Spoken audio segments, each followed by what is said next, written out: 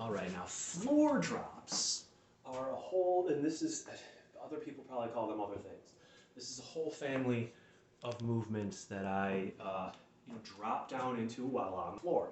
It's different than a step drop where I'm up on some raised surface. So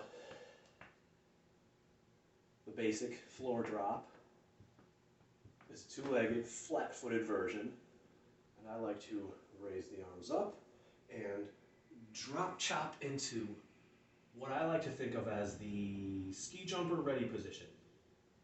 You can kind of see I'm tilted forward. I'm not in a squat. I'm not bowing forward. I'm half and half, right? 45, 45. And what we do with the chop is we're absorbing. We're reacting with some momentum of our own against the body's momentum going down. I'm creating momentum that way and lifting my body just a little bit.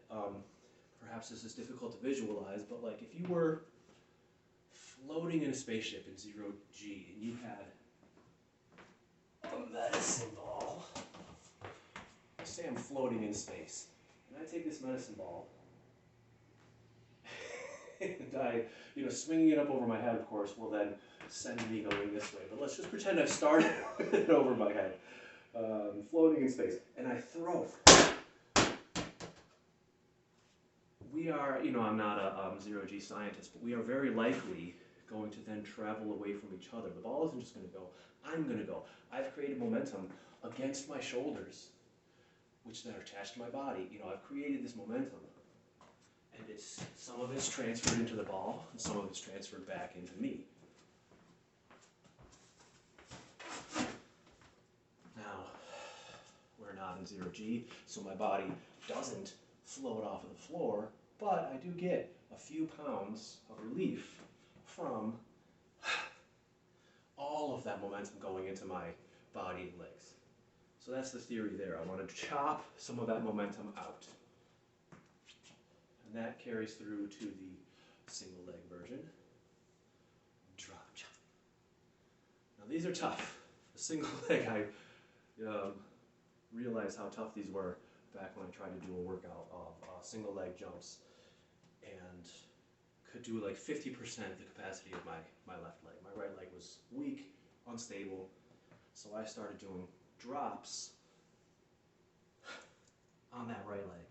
And when you first start, you probably want a hand on something, flat-footed, just drop chop into a hip hinge. Arm roughly stops, you don't swing past, roughly stops in line with the torso. Now the progression, this is the basic flat-footed floor drop. Now the progression from there is up on the toes, down, you drop into the heels. Same with the single leg. Now this is tough to even get that full extension in the single leg. I like to assist with the other foot. Balance is tough. You might want to start with a hand on something, and then I pick up at the last second, a drop chop. I've got a hand on something here, and that makes that doable for reps. Now if I was training these for weeks, I might get to a point where I could then drop chop, but I'm not quite there yet to just drop on the single leg without, especially my right, without feeling it go somewhere else. And that's what I'm working on, the consistent, because when I first started doing these, I had to regress, to the point where I'm like, okay, flat-footed, hand on a thing, that's where I'm at.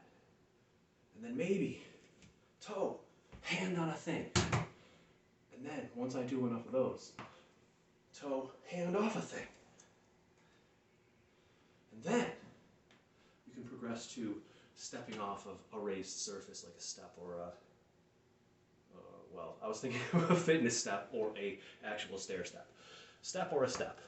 Yeah, so that's floor drops. You're up high, drop chop. Single leg, drop chop. Those are tough. Good luck. Floor drops.